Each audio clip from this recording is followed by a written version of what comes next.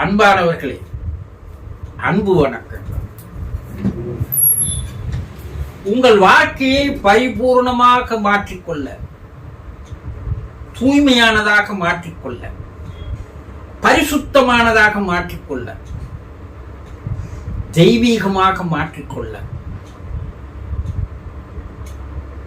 ஒரு அற்புதமான வழிகள், ஞான முத்துக்கள் இருக்கிறது. அதையெல்லாம் நீங்கள் படிப்படியாக தெரிந்து கொண்டால் மனிதர்களாகிய நீங்கள் தெய்வமாக மாறலாம். என்ன அப்படி? உங்களிடையே நன்றி உணர்வு என்ற ஒன்று மறைந்து போய் வருகிறது. மனிதர்களிடம்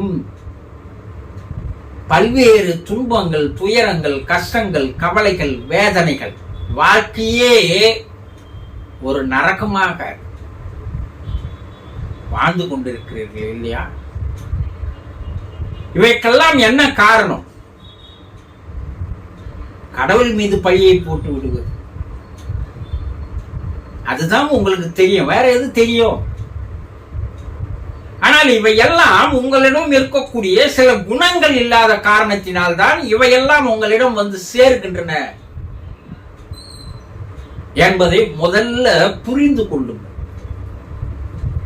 அந்த குணங்களில் ஒன்றுதான் நன்றி உணர்வு. இந்த நன்றி உணர்வு இப்ப கிடையாது, மக்கள் கிட்ட கிடையாது, மறந்துட்டாங்க. யாரிடம் நன்றி உணர்வு அதிகமாக, அபரிதமாக, அளவுக்கு அதிகமாக இருக்கிறதோ, இறையாற்றல் அவருக்கு அளவுக்கு அதிகமான ஐஸ்வர்யங்களை தருகிறது. யாருக்கு நன்றி உணர்வு ஒன்று இல்லையோ அவரிடம் இருக்கின்ற ஐஸ்வர்யங்களையும் இறைவன் பிடுங்கிக் கொள்கிறான். இது பைபிளின் அருமையான ஒரு வாசகம். குர்ஆன் என்ன சொல்கிறது? கடவுள் ஒரு முழக்கத்தை வழங்குகிறார். நீங்கள் நன்றி உணர்வுடன் இருந்தால் உங்களுக்கு நான் அனைத்தையுமே தருகிறேன். நீங்கள் நன்றி உணர்வு இல்லை என்றால் உங்களுக்கு அளவுக்கு அதிகமான தண்டனையும் தருகிறேன். இது குர்ஆனுடைய வாசகம். அப்போ நாம் நன்றி உணர்வு அற்றவர்களாக இருப்பதால் தான்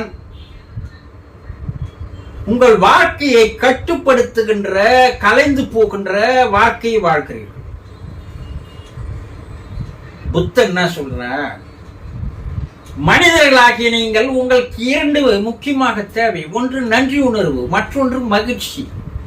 இதைத்தான் நீங்கள் வாழ்க்கையில் சேகரித்துக் கொள்ள வேண்டுமே தவிர வேறு எதுவும் நிரந்தரமானது அல்ல. புத்தனுடைய வார்த்தை. நீங்கள் எதை தருகிறீர்கள் அதையே திரும்ப பெறுவீர்கள். ஈர்ப்பு விசை வேறு ஒன்றுமே அல்ல. இரும்பு எப்படி காந்தத்திடம் போய் சேர்கிறதோ அதுபோல உங்களை நோக்கி எல்லாம் வந்து சேரும். நீங்கள் காந்தமாக மாறினார். எது வெளியே போகிறதோ உங்களிடம் இருந்து அதுதான் மறுபடியும் திரும்பி வரும். வினை விதைத்தவன் வினையைத்தான் அறுப்பான். நீங்கள் எதை கொடுக்கிறீர்களோ அதையே தான் திரும்ப பெறுகிறீர்கள். உலகில் உள்ள எல்லா மதமாக இருந்தாலும் அதனுடைய அடிப்படை சாரம், அம்சம் மனிதர்கள் நன்றியோடு இருக்க வேண்டும். எல்லாம் படிக்கிறீங்க, பைபிள படிக்கிறீங்க, குர்ஆனை படிக்கிறீங்க, கீதையே படிக்கிறீங்க, அவதாரங்கள், யோகிகள், ஞானிகள், ரிஷிகள், தீர்க்க தரிசிகள் எல்லாம் சொன்னதை கேட்கிறீங்க. ஆனா அதன்படி செயல்படுகிறீர்களா? கிடையாது. இப்ப வாழ்க்கை உங்களுக்கு நீங்கள் எப்படி உங்கள் மனதில் இருக்கின்ற குணங்களை நீங்கள் அதிகமாக்கிக் கொள்கிறீர்களோ அப்படித்தான் உங்களுடைய வாழ்க்கை அமையும், இல்லையா? ஒரு நன்றி உணர்வு என்றது நாள்தோறும் எவ்வளவுக்கு எவ்வளவு வளர்த்துக் கொள்கிறீர்களோ அவ்வளவுக்கு அளவு நாளுக்கு நாள் உங்களிடம் அந்த பிரபஞ்சம், அந்த இறைவன், கடவுள் உங்களுக்கு சகல ஐஸ்வர்யங்களும் தானாக கொண்டு வந்து தருவார். நன்றி உணர்வு என்றது என்ன? காலையில் எழுந்தவுடன் இன்னைக்கு உயிரோடு வாழ்வதற்கு யார் உங்களுக்கு இந்த ஒரு நாளை தந்திருக்கிறார்? இறைவன் தந்திருக்கிறான், இல்லையா? இரவு தூக்கத்திலேயே நீங்க இறந்து போயிருக்கலாம் அல்லவா?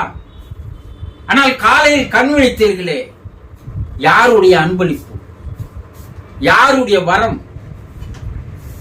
இறைவனுடைய அன்பு தானே. அப்ப நீங்க இறைவனுக்கு காலையில் எழுந்தது ஒரு நன்றி சொல்லலாம், இல்லையா? இதுனா துட்டா, செலவா, கஷ்டமா, உழைப்பா? எதுவுமே கிடையாது. இறைவா என்று ஒரு நாள் என்னை வாழ வைத்ததற்கு, உயிர் தந்ததற்கு உனக்கு நன்றி என்று கூறலாம் அல்லவா?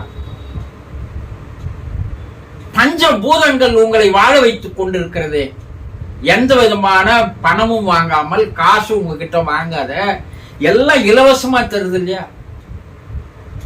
காற்று இலவசம், நீர் இலவசம், சூரியன் வெப்பம் இலவசம், இல்லையா?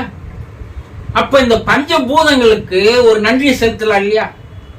இலவசமா உங்களுக்கு கொடுக்குது, அதை மறந்து போய்விடுது, இல்லையா? உலகில் இருக்கின்ற உயிரினங்கள் எல்லாம் வாழவில்லை என்றால் உங்களால வாழ முடியுமா? கொஞ்சம் யோசனை பண்ணி பாருங்க. உயிரினங்கள் எல்லாம் உங்களை வாழ வைத்துக் கொண்டிருக்கிறது.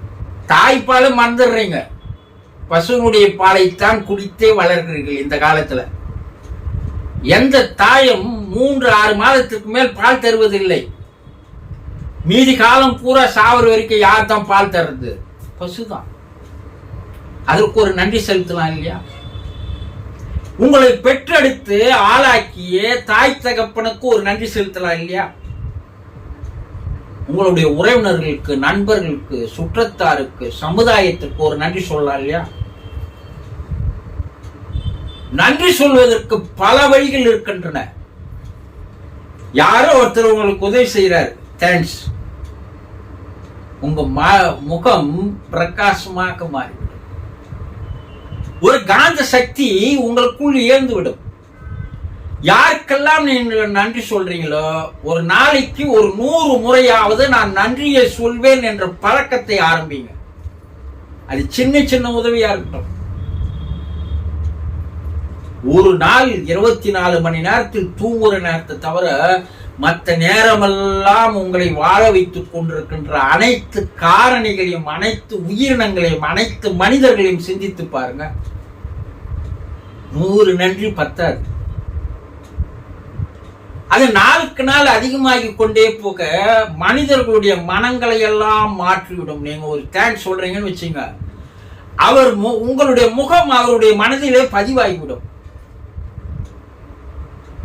அடுத்த முறை நீங்க போனீங்கன்னா முதல் உரிமை உங்களுக்கு தான் தருவார். உறவுகளை வளர்த்துக் கொள்வதற்கு, உறவுகளை பேணுவதற்கு.